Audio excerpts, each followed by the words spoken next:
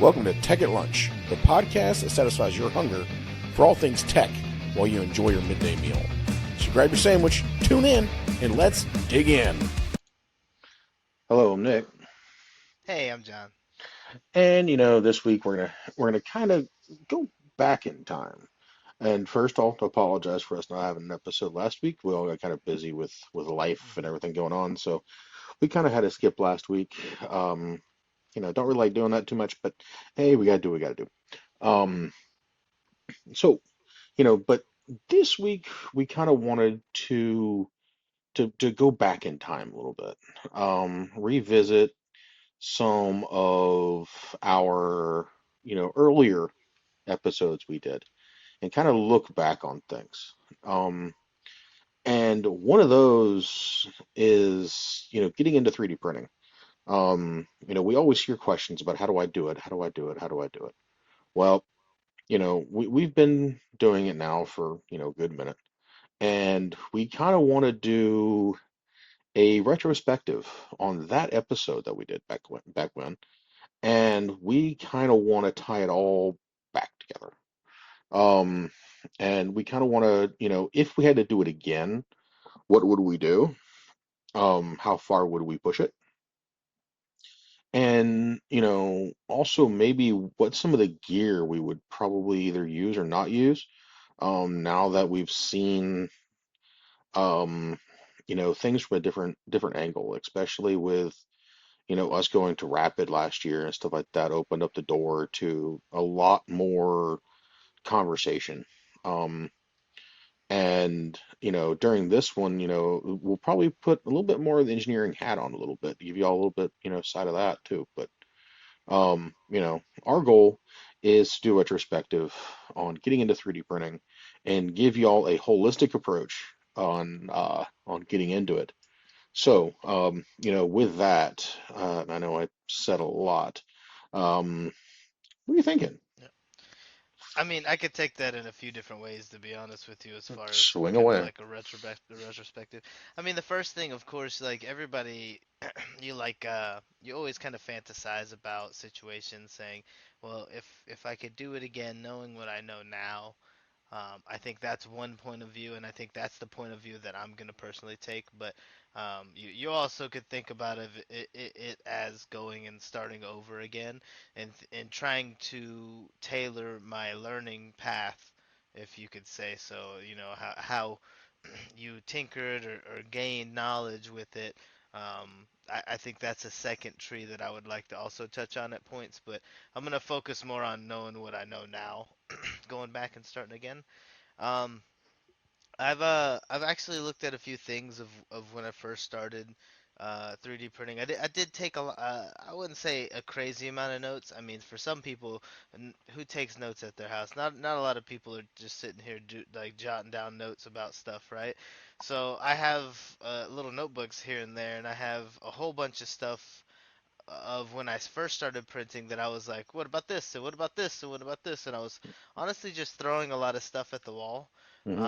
So I that was me my first round through, and it it really did show me what I needed to do or how I needed to behave because of how what I lost versus what I'm gaining. At the end of the day, you're learning, so you're always kind of gaining something. But if you have failed prints, you're losing a little bit of resources. You're having to reset.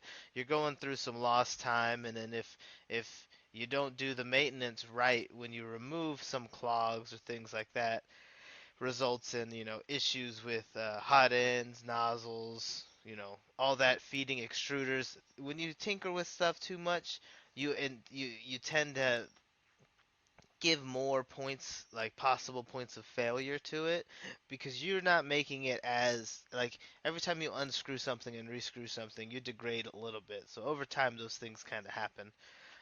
But yeah, knowing what I know now, if I wanted to go into it, I just want to print fast, and I think that that's what a lot of people take out of 3D printing. They want to go, go, go.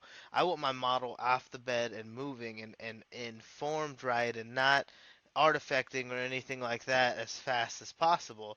And in a lot of ways, like the Bamboo Labs or the K1 does that. And for me, if I knowing what I know now, I probably would get one of those just starting out of the gate, Hmm. because it's Makes not going to sense. be about learning to 3D print anymore, right? It's going to be about printing printing to help other engineering models, or things like that, right? So for me, that's the thing. And then I might build a Voron from there, because I have a enclosed printer that can guarantee some ABS or ASA prints. So yeah, that's the direction I would take it. Less is more, I think, in some opinions, just because I've got like a bin of extruders, I've got a bin of nozzles, I've got like a box with like a glass, silicone, PEI, like beds. I've got so much. I don't want to just say extra, because every bit of it was used, right? Hmm. I just have um more than I have time to keep up with the maintenance on, right? So then I would say I would choose more of a all-in-one solution that has a little bit easier maintenance to it as well. So like the Prusa is a great example as well. It doesn't have the enclosure, but it's very precise once you dial it in. Hmm. So Makes sense. I yeah, and then if you want to go with a little bit, well, how much was that S Vol? Well, there was the '06 and the '07 just came out, I think. How much is Yeah. the '06 though? The Asphalt 06, I think it that's was the closer to four. one that looks like the Prusa, the Mark It's IV. very similar, Yeah. and that's the thing. I'm just trying to put a ballpark, like if It's it's a budget 400. build. That's Yeah, the so four. there you go. If you I have I if you want think to they save a run little money, specials under 3. just catch them at the right time. So Yeah. yeah, that's the thing I would say. And this is by no means saying that don't get that Ender. The Ender is good because it is cheap, and Oh it yeah. it's what you're going to mess up on. Let me Yeah. tell Buy you. two for 290, 219 is what I did. Yeah, I mean, like some people when they first bought a car, they got the nicest car on the lot, and that was daddy's money. Some people, well, maybe after a while, if they ended up buying their first car, they worked for it. That's a different person. But a lot of these kids getting cars out of high school are getting them right off the lot, right? There's a difference between getting a beater that's tough to drive, but it still gets you from point A to point B, and getting a Beamer, right? Like there's a big difference. So the Beamer is going to do the same thing. It's going to be more elegant, but like, in some cases, do you need all the extra things in the Hmm. beginning? Because you'll have too much to know what to do with. Right. It's like, do we really want to throw him to a Ferrari? You Hmm. know, I can Like, say, he just got his license. You want to throw a Ferrari at him? right. Go get in a, go if you really are, dead set on like the Voron side, but you don't want to build a Voron or have the patience to build a Voron or to, do the Voron thing. The SVO8 that just came out, sub $600. You got one, ish. However, we don't want to throw them, full bore, 95 miles an hour, into the end zone because it's not going to be conductive to somebody who's going to keep doing it. Um, so, I agree with you there. It's almost two different schools of thought, right? It's like, is the goal to print? Like, you just want to print little knickknacks, and like eventually you'll work into making things that are useful to you, or is the goal to print as many figurines as you can? Yeah. Like, so I think the point of you printing is also important. I've noted several times on my in my notes here that it's like, okay, you have to purge. You need to purge. You need to replace the nozzle. You need to purge. Cold pull is something that I had to do quite a bit in the beginning, and then I started writing temp tower and building temp towers. So there is definitely a path of learning through, and experimentation that comes with learning 3D printing. If you're trying to learn 3D printing so that you can better work with a more advanced machine, I get it to start with an ender. But if you just want to print something so I can have little doohickeys, little fidget spinner toys and stuff like that, yeah, you're not gonna need to. If you get an ender, you're not gonna print in the next month. So, It, yeah, and I can see that. And like you said, the Prusa is probably, the one that would be the most, yeah, right out the box, no frills, user friendly type of printer. Same thing as the very SBO6. precise out of the box, very precise. And, and I'll say this, it drives me nuts that there's people now, and, I guess you could call this as a retrospective because it came out after we started doing this, Yeah, is, Bamboo Lab. It's taking away the what is or what was or still what is rep rap and completely flipping on its head to make it a push button process, yeah. kind of like, I guess you could say I'm a Star Wars fan, so like a Comes replicator. full circle. Yeah, that's Um, funny.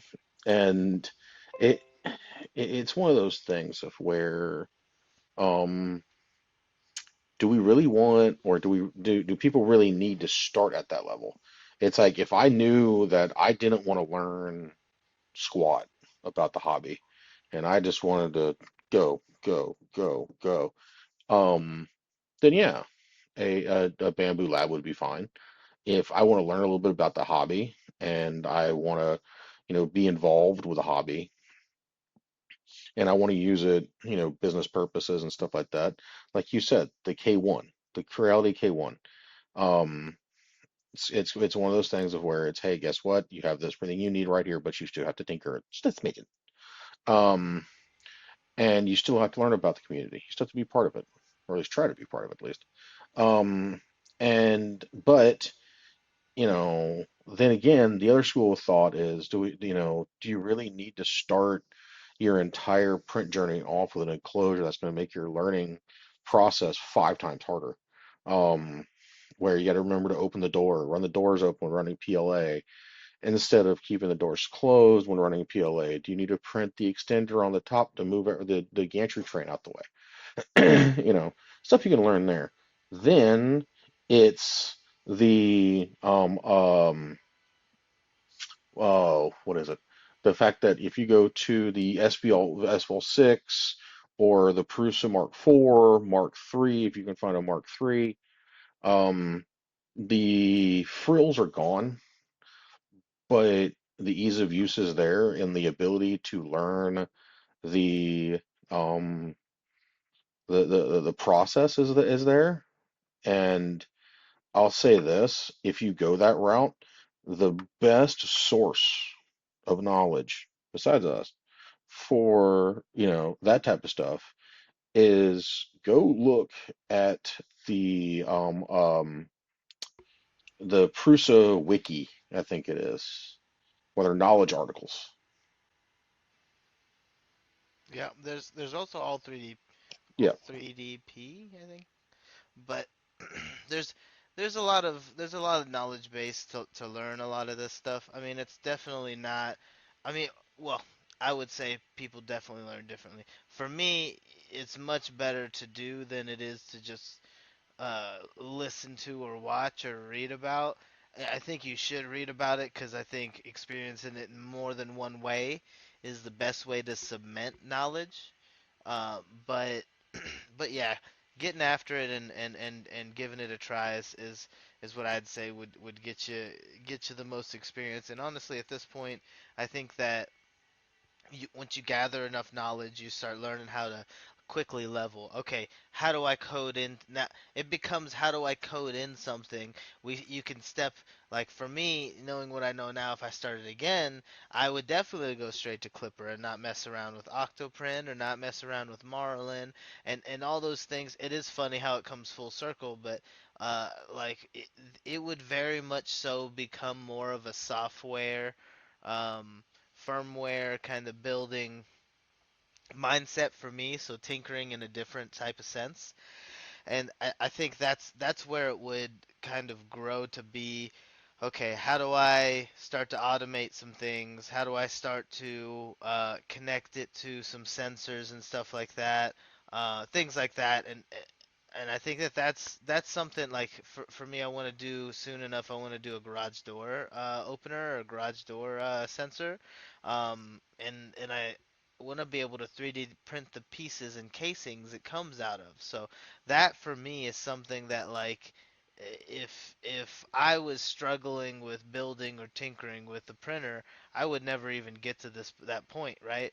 I would just have a whole bunch of failed models.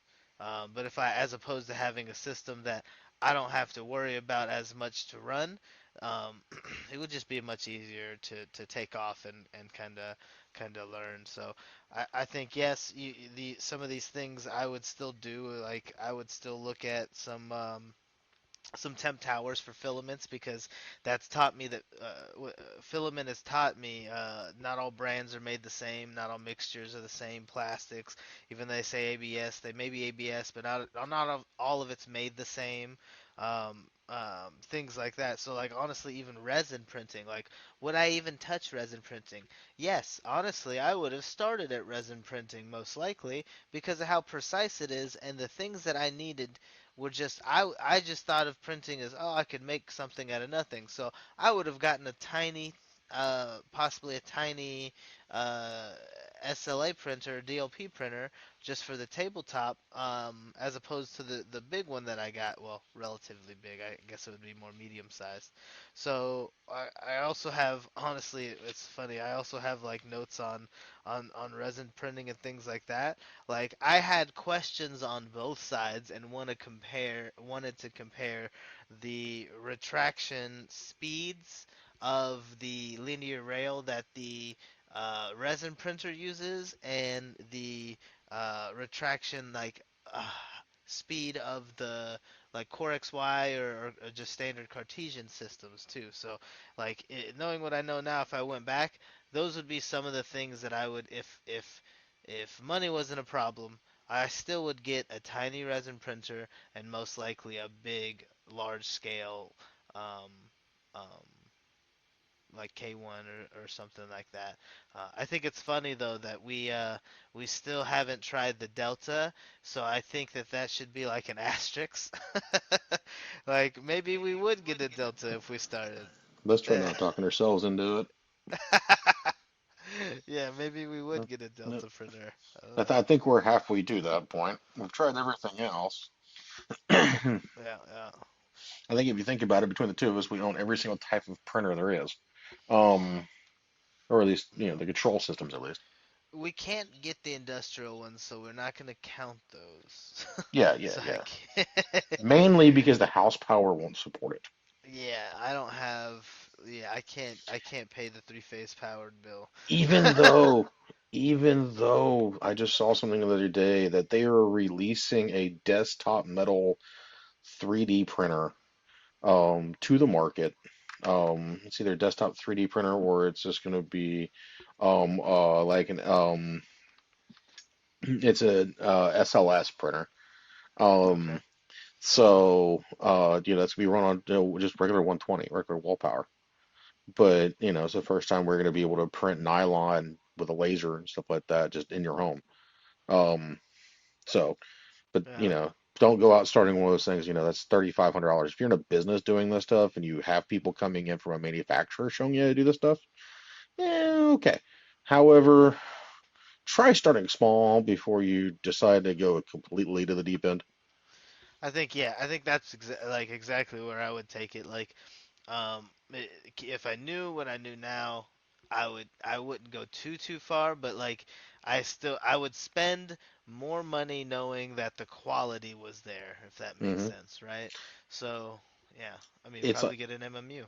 right, and it's like you start looking at and the thing is like I saw something earlier. 3D printing, if you jump in the deep end of 3D printing, there is no lifeguard. You are your own lifeguard. You do have to self-rescue. If you Yeah. have a moment, if you're stuck in the middle of a print, you have to self-rescue. Yeah, I became the extruder one time. Right. I had to push it through. And it's like you said, going to Clipper automatically. I did that. I jumped immediately to Clipper. I said, "Oh, screw this. I want to try something different." Mainly just because I wanted to say I could. But you know, software like you have SDRs, software, software defined radios, stuff like that. Motorola makes them. You start getting into clipperizing printers, you start getting, I guess I would call it SDP, software-defined printers, because now everything's software-based. Everything is the same exact Hmm. printer. Every single software you're going to have across the board. Most Um, likely written in some type of C sharp or something. right, C, Python. yeah, yeah. If you're good at Python, you can probably write your own. Um, so there's always that option. Um, but the thing is it's like if I had to do it all over again, would I have gotten shit the Ender 5 that I got? If in today, probably not. I probably, even though I love that printer, I think it's, Yeah. absolutely insane, because of what it is. But it has its own flaws. So trying to overcome those flaws has always been the fun part. It is accurate, it is quick, to an extent. But it's not, it doesn't have an enclosure on it. It doesn't have, you know, an MMU on it. It doesn't have all the other stuff on there. It's just a printer that prints. Um, it's Yeah. about as bare bones, wacky looking that you can think it is. Um, you know, but what I started there, I probably would have started with a, if I wanted to start regular and just start just regular, FFF extrusion, with no enclosure would have been the way of the Prusa. Hmm. Um, or the S-Vols or something like that, um, or even the higher level enders, like the CR10s and stuff like that that are out now. Um, but if I went to something that had a an enclosure, it'd probably be the Creality K1 because I understand iterative engineering a lot more than I thought I did. And I understand how Creality does their iterative engineering as far as they build a product, then 6 to 8 months later they're going to release something new that's going to go along with it. Like right now they released the K1N 6 to 8 months after they released the K1 the K1 Max, and then they just released the fact that they're going to be building an MMU for the K1N within the next Right. 6 to 8 months. So, Wow, that's impressive. I mean, having an MMU also is like it would change the game for me because like mhm, if you, I mean, how many of your prints now are multicolored? Mine, I have none. to paint it if I want it multicolored, right? Yeah. Or I have to stop it and do a change myself.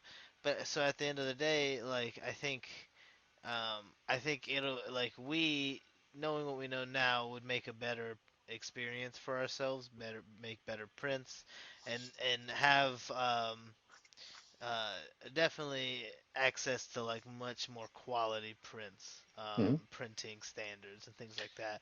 So yeah, when you make things coding and then you give us a possibility of an MMU or you make it for us, like it makes everything. It's like when the washing machine makers, I think Whirlpool or Samsung, I think Samsung actually added like a little plastic basin, and they were like, you know what, we have a faucet here. You could just press this button, fill this sink, so you can hand wash some of this stuff. Like I remember it's that. just an added, that's such an added benefit, and you're like, oh, well, that's nice. Now, and I needed a sink or something like that. Now I could just do it all in the same place. Right. And here goes the question that I know is a question that may get some backlash, and which is fine. Me, if people know me, you understand that I ain't afraid of that. I actually have fun with it. Yeah, yeah, no. Trusting manufacturers. So if you had to start over, I know what mine are. I'm pretty sure I can figure out what mine are. If you had to trust a certain type of certain manufacturers, who would be kind of at the top of your list? As far as like manufacturing and the entire 3D printer, or are you talking part Parts, by part? components, full printers. Oh, that's 'Cause tough. I mean, ex some of the stuff like I would go immediate core XY, so I wouldn't have um, any worry of the systems. Oh man, that's tough. I think still I would go Prusa. mhm, makes Yeah, sense. it's hard. So I mean, we talked about going to Rapid. I saw the Prusa XL, and I got to witness the uh, bed heating that was like separated, and so it didn't cause warpage. I saw their MMU built-in system, the Bowden tube switched hot ends. Like it was just impressive to me. So like to me, yeah, I think manufacturer that's something that kind of like blew my socks off, to be honest with you. If we're talking filaments, like I know Solu 3D Solutech is a brand that I got quite a bit of repeatability out of, and I think especially with 3D printing, like consistency in the material is huge. No matter the nozzles, it kind of did the same prints, so that was good for me. I would say still Polymaker is good, but at the end of the day, some of those sensors and stuff like that, I wouldn't really get an off-brand 3D touch because some of those are real bad. You kind of need to vet your vendor there. So the standard BL Touch or the official BL Touch that's out, that's the one that you should get because I've tried several of the others and they're not as precise. Um, it's kind of poorly assembled, right? So yeah, that's a lot of the stuff that I would stick to. MMUs. I mean, honestly, Raspberry Pi is something I kind of strayed from. I got an Orange Pi, and I started working with that to get, um, things moving. I could still use it, but it's just not as well equipped as a Pi or as a Raspberry Pi is. I mean, so some of the off-brand MMUs or little PC units that you could use to connect or run Clipper with, I would be more careful of. So I would stick to the main brand. Like I was saying before, like put a little bit more money if I need to. It's unfortunate that the Raspberry Pi's price rose a bit there, but I still think that the Raspberry Pi I did buy then is the one that's running the most efficient of all my printers. Yeah. So, yeah, what Uh, about you? ooh, that's hard because again, I've done the complete polar opposite. Uh, okay, when it comes down to like for me, if I had to start over, it would probably be the way of the Bruce, like what you said. Yeah. However, would that stop me from? It would probably push me faster to building the Voron that I did. Um, to be honest with you, um, just because it's something different. Which leads me to the fact that an out of the box manufacturer for printers, it is going to be the Prusa set. Little expensive, sometimes hard to get your hands on, often delayed, but they're great printers. They put a lot of engineering behind them, and I'm happy that we got to talk to those guys. um we didn't get a chance to talk to Joseph Prusa, but hopefully one day we'll get a chance to talk to him and sit down with him, have a conversation. Um, however, we did talk to some guys who I have used their product in my Voron, and that's guys from Slice Engineering and the Mosquito, hot end, and their nozzles and their the single hand disconnect nozzle changer is an absolute game changer when it comes down to hot ends and stuff like that. Filament, I don't know why, but I keep going back to Sunlu. Um, always, going back to Sunlu at this point, the ABS I've been printing is the old, don't know how old it is, but it's old. Creality ABS. Um, No, I think I used a lot of that. Yeah, I remember. so, it's not terrible, but it's not great. But the thing is, and still have been playing with the Geechee Tech. Geechee Tech has just done me well. Um, for some things, some of their other stuff is just absolutely garbage.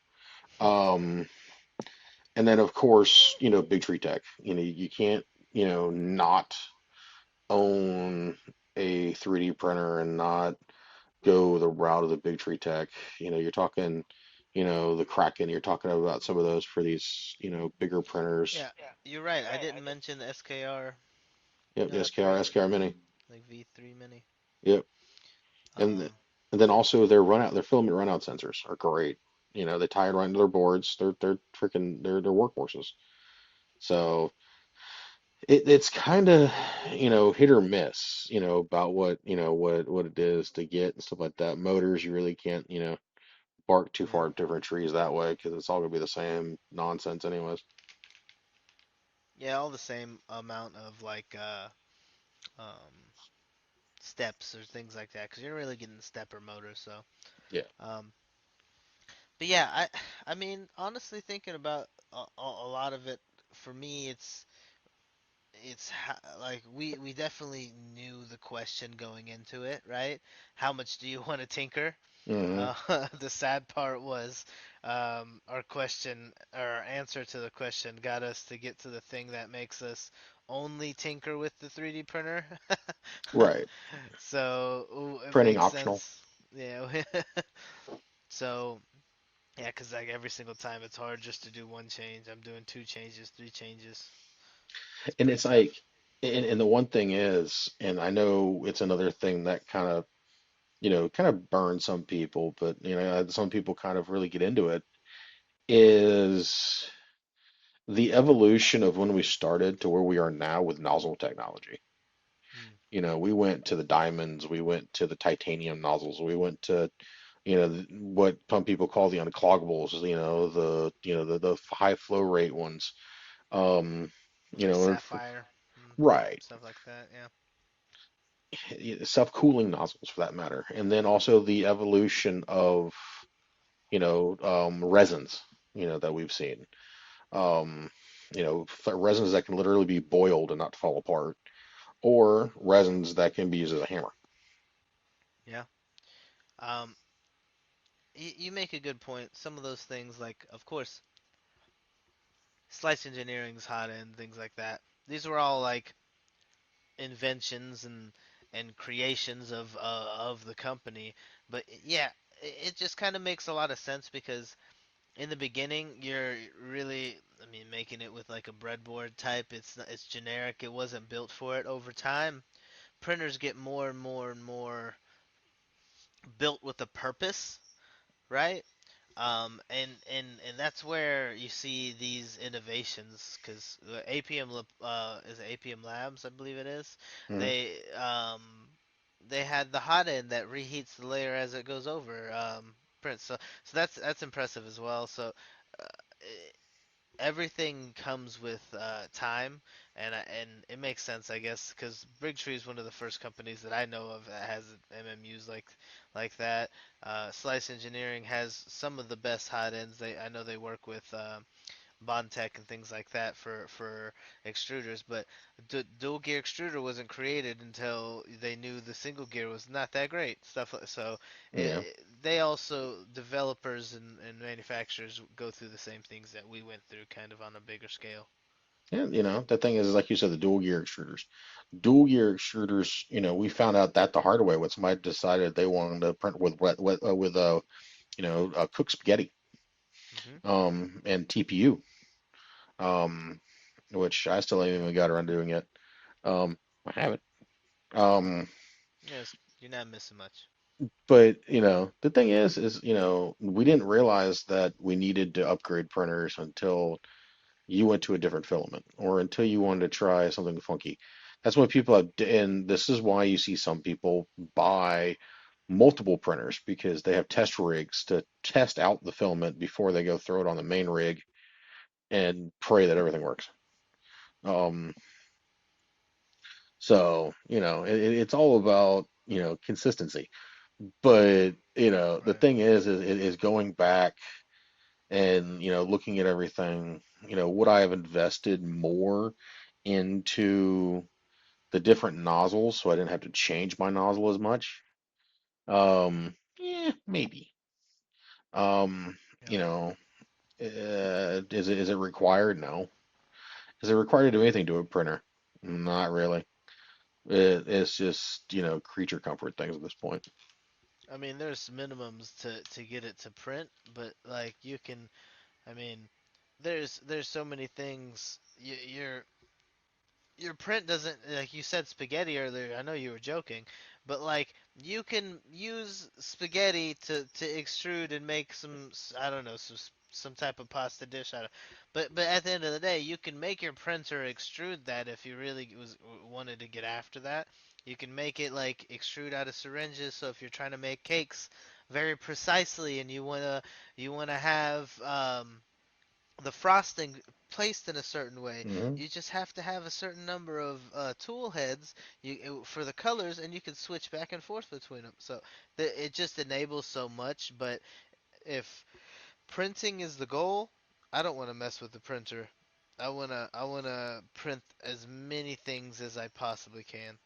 Yeah, I can agree with that. And, it's like, looking back, and rather not even looking back, but looking forward, it's the fact that, if anybody wants to print nylon-based filaments, stuff like that, you need a higher level printer. You need a Hmm. printer that's going to be able to handle that heat. You're going to need the K1N, from Creality that's built to print nylon. Um, that's designed with that in mind. Or you need to build a Voron, or you need to go the route of the Pruses. Um, some of the other printers on the market right now, can they do it? Yes. Will they be very happy doing it? No. Um, it's like, you know, and I don't want to bash Bamboo Labs because Bamboo Labs does a really good job of what they do. They make a closed source system that is kind of a pain in the butt to use. Really good at it, but they make one. Um, Yep.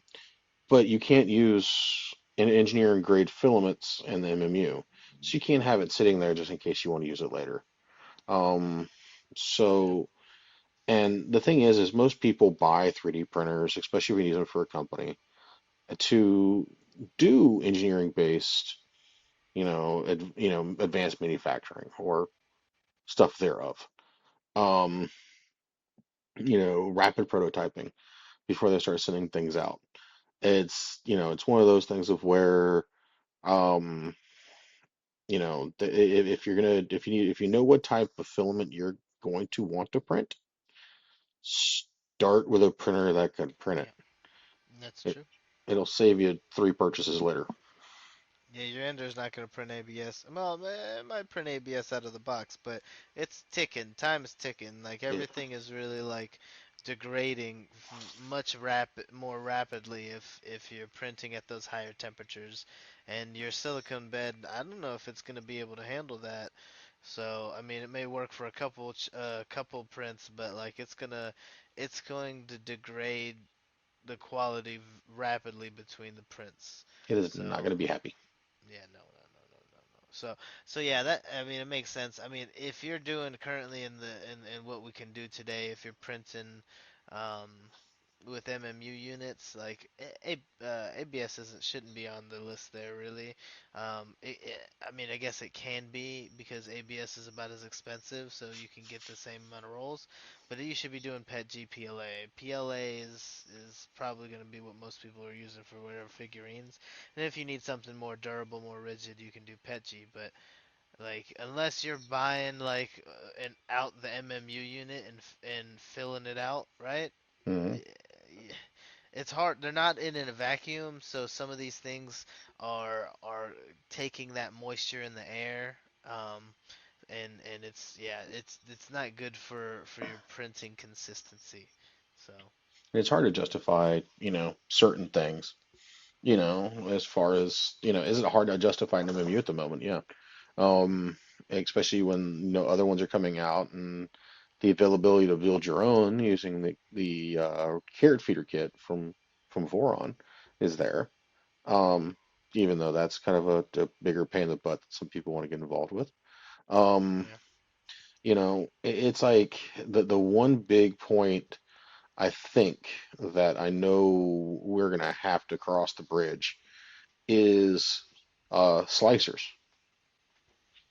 Slicers Mhm. themselves are a pain in the butt, especially because everybody has an opinion, which is fine, and that's why we're here. That's why we're having these conversations. We use the same slicer for the most part. Yeah. Yeah. However, we found the problems in the other ones. We didn't start at the well, I guess I don't know what you used at first, but I've tried all of them, but I I started think with an out of the box Creality nonsense. okay. We started with the same thing. I hated that. Same here. So I immediately downloaded a Prusa slicer Yep, that's where I went. and then found out about um Super Slicer, which is a iteration of Prusa slicer. It has very similar features and just adds a lot more customization hmm and ability to the slicer. But at the end of the day, they're pretty similar. That's Um, currently my go-to. yeah, it just gives you a lot more usability with Clipper. So hmm Now, I haven't tried to put this out there, Orca Slicer yet. Um, I've heard what's that? everybody say good things about Orca Slicer. Hmm. Now, some people are ranting and raving about it, saying it's next greatest thing since, sliced bread, Okay. and prepackaged American cheese. Um, but then again, people are also talking about the slicer that comes with the Bamboo Labs, which all the pictures I've seen, darn thing's great. You can pick your different bed plates and all the other stuff. And it's proprietary, so it's not as user friendly on everything else.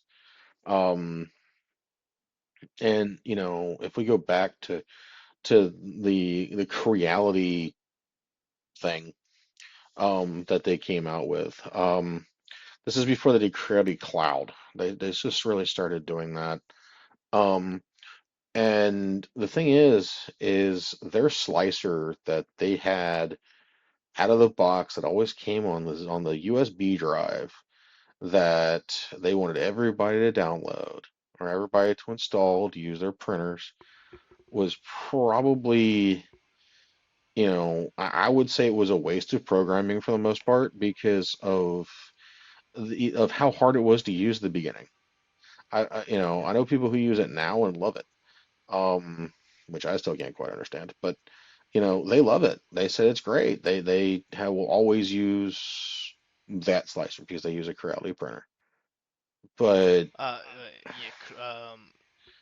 Are you Kira? yeah, Kira? Kira. Yeah, Kira. I mean, yeah, I think the question ends up like if you like if you ask an IT professional if you're coding and or automating in Python or PowerShell, so hmm you have like a distinct difference right there. It's kind of like that to me, right? Yeah. So like Kira PowerShell or Python based, it feels like it's got a lot of availability with kind of when I made my temp towers before, I learned like it's like more coding based than anything else. So yeah, I think it is usable. I'll give you that. But because I learned on Prusa Slicer first, it's more comfortable. I mean, mhm. what are we creatures of habit, right? It's So like I was using Prusa Slicer with the Ender because I got fed up with Kira's interface. It was hard to find anything. mm, Um, And then because I had to, when I built the Voron and I started tinkering with getting it running and stuff like that, I had to switch to Super Slicer because at that time, Prusa Slicer did not have the support Hmm. for the Voron 2.4s. So, and then it kind of became, well, okay, cool. I got used to it. I got used to it. I Yeah. re-downloaded the new version of Prusa Slicer because I like the organic supports it gives. Hmm. Um, and those aren't available in Super Slicer yet. So, I'll use it for certain things. But, again, it's personal preference. Some people may like one, while some people like another. Hmm. I mean, It, that's true. It's true. it I think if you're building a Voron though, you're really kind of stuck. building your own path, right? Yeah, Like you're you're on your really own. customizing. So like you're lucky if someone else has encountered the problem that you're having. Otherwise, everyone's trusting that you are going to be able to solve that problem and tell everyone how it went. Yep. That's also how you burn out a SKR board, because you think you know what you're doing. Been there, done that. Hmm. Hmm. And the same thing of, I going, not Modbus, but CAN bus on a hot end. Um, but it's Sounds like, like a good idea. yeah, yeah, and in theory. Um, then you do it and you realize it wasn't that great of an idea, but it works. Um, Hey, yeah, well, stupid is, stupid does. if it Um, works, it works. right, exactly. Is it really stupid if it works? Um, but that also brings me to, there's also another camp that I know people get aggravated with, and that's CAD software. Some people are very diehard SolidWorks guys. Some people are very diehard Fusion 360 guys. Yeah. Some people are very diehard of, whatever gets it done. Um, Blender. yeah, Blender, KiCad, any of those. OpenSCAD. OpenSCAD is another one. You know, me myself, I am. What was it there for a while? What is it? Amazon, what, Free Sketch or something like that? Do you remember that? Oh, I don't think SketchUp, I used Tinkercad a lot yeah, because it was quick and I could really sign in anywhere. That was which is a the Fusion main thing. 360 product. Yeah, yeah, yeah.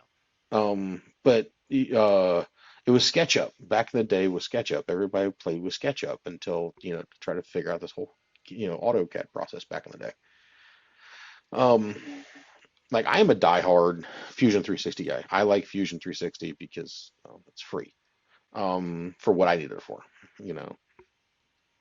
And also, later on, their products when it comes down to, commercial support, they're not uberly expensive, but they're not like um uh some other ones.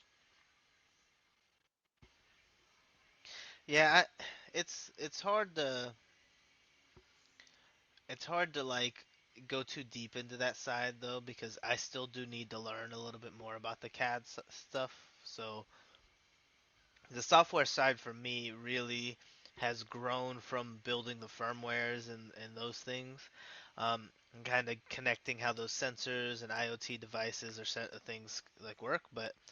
Um, but yeah, I mean I'm very open to how accessible a lot of like if you get an iPad, you could really get the pen. It can work well on being able to build like in front of you. It's hard for me to kind of think about like an object in space and then it's on my screen and then it's in space in front of me. It's like the end product. Hmm. But I think with some time, it's easy to build that knowledge. But having that little tablet with some type of smart pen or some type of pen that's helping build it out, I think that would be my way of the future if I would go into it and start trying to do CAD as well. Hmm. So I mean it's very difficult to be too critical of many different types of CAD, but from what I've heard, at least with some of the people that are, printing at the level that we've been printing at, it really varies. It really does. Yeah, it's comfort, like you said before. It's all based off of comfort, and when you get And into what it, you can I'm find online. right. And I'm sure that once you get more comfortable with Fusion or with whatever you want to use, we'll come back to that. Like I'm gonna get one of the AutoCAD mice for my computer, because I don't mind doing it that way. Um, it's learning the buttons and not getting lost. I've done it a few times where I completely forgot where I was in the document thing that I was building. I've Happens. built a few things for friends and stuff like that, with AutoCAD, with Fusion. Um, and it's also all of the plans that you had with the Voron to see how the Voron was assembled was all in Fusion 360. So you were able to download Fusion 360, open a Fusion Okay. 360, and then go from there. That's nice Um, to be able to work with though. and the glorious part about Fusion 360 is you can export as an STL. So I can build whatever I want, export an STL, open it up in um, um, um, any slicer out there, depending on whatever anybody wants to use, and then you can turn around and rip it on a 3D printer, and you can print your own model. Yeah, it's so much easier now, even just like a few years later after um, initially printing was I don't want to say just commercialized because it already was commercialized, but like the printer itself was more accessible with the Ender 3. The Ender 3 really broke a lot of molds because of the price point it was able to get so low. Hmm. Um, but the quality of the parts were also So very low. low. It took the McDonald's approach, just or high quantity, low quality, sell as many as possible. Sounds like Burger King these days. Yeah, right. So yeah, it's tough. I think that uh, it's much easier to get to a point of quality prints nowadays though, just because of the manufacturers. But I still do think that I would eventually, with maybe my second or third uh, printer, of course I think I'm getting multiple printers, I would get or build the Voron. Yeah, So I think it's everybody comes and sees the light eventually. Um, I still would want it. you know, I, and I say see the light because it's something different. I love mine. Haven't been able to print with it much because of school, but it's one of those things where it doesn't get old. And the thing is, it makes me want to build the small one, the baby one, just because why not? Something else. I think, and it's the rush of the build. I like tinkering. I like having something that takes my mind off the normal day and throws it on something at least somewhat, um, like I say, productive, where it will, where I have an output, and it's kind of what it is. No. But the goal later is to completely rebuild my Voron and kind of do the head changers that we everybody sees. Never gonna stop, man. Never gonna stop tinkering. See, that's Oh no, exactly why I say in the beginning, out the box print, so I can have one working, and then the second one I'll get the tinker one. exactly. And that's what the thing is this entire, we're getting close to the end, but this entire episode is based around the fact that, you know, never stop being curious, never stop having fun with it. That's the thing that, our retrospective on getting into 3D printing is we never stopped having fun with it. At least not that I haven't, at least. We just learned the hard way on some things, and want to take and have you learn some lessons off of it. I have Right. a couple blobs of plastic that I cannot get back. It's like, you also will find out in this hobby about, how hard-headed you really are. If your mom, dad, significant other has ever told you you're hard-headed, get into 3D printing. You'll find out the real truth. Hmm. When you're fighting that one problem on a 3D printer for hours, and you realize that all it is a carrot in the code. Um, Yeah, it wasn't anything you were doing. It's something you typed hours ago and you've never looked at. You've been looking in the wrong place the whole time. right. But you will find that, will fight that to the end. You'll replace every single motor, repin every single motor you possibly can until you realize that, oops, Yeah, I think I've changed an entire hot end out before, and I was like, it's because I didn't think the cold pull worked. yep. Like I snapped off the plastic. The whole thing's got to go now. I went through two hot ends before I realized that I was just should use a different hot end completely. The model hot end I was using is not the best, was not the best. Still Um, maintaining 10%. Yeah, exactly. yeah. So, but That's what I'm saying. Some just they just degrade faster. It's like it's not good. And honestly, that just means it's more chance for fire. So yeah, you just got to be careful. right. But the thing is I really do, that kind of brings us, that brings us to the end of, of this episode. And, the thing is like I said, never stop being curious, never stop having fun, always, going out and, and learning something. Um, learn something new, or at least attempt to every day. Absolutely. So, it's, enjoy the hobby, get behind it. Um, look at the future of it, look at the present of it. Have some fun with it and contribute. Have a little bit of fun. If you want to print for work, good on you. If you want to print for the hobby, even better. If you want to print to tinker and you're one of us, welcome to the Hardhead clan.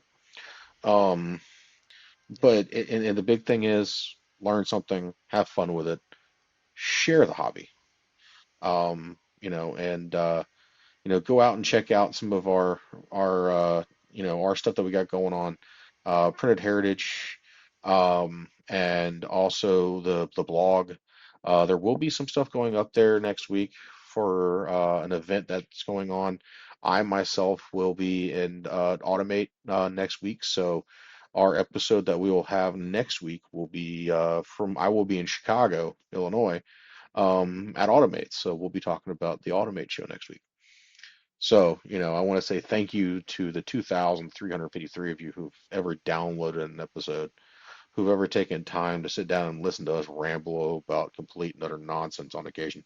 But, I hope you learned something from it. And I just want to say thank you to every single one of you. You make it worth it. And, go out there, learn something new, have a little bit of fun, and always stay curious. Yeah, I always echo what Nick says. Very appreciative to have a place to speak, and if anybody's listening, yeah, it's always nice to have like-minded individuals, if that makes sense. So I'm also appreciative to Nick here to even having a platform here for us to kind of speak on these things. So um, yeah, like he's saying, I think I've said it a few times before. You don't sometimes necessarily have to go straight to the scholarly articles, but yeah, learn something new. The scholarly articles are overwhelming sometimes and are difficult, very specific in things like that.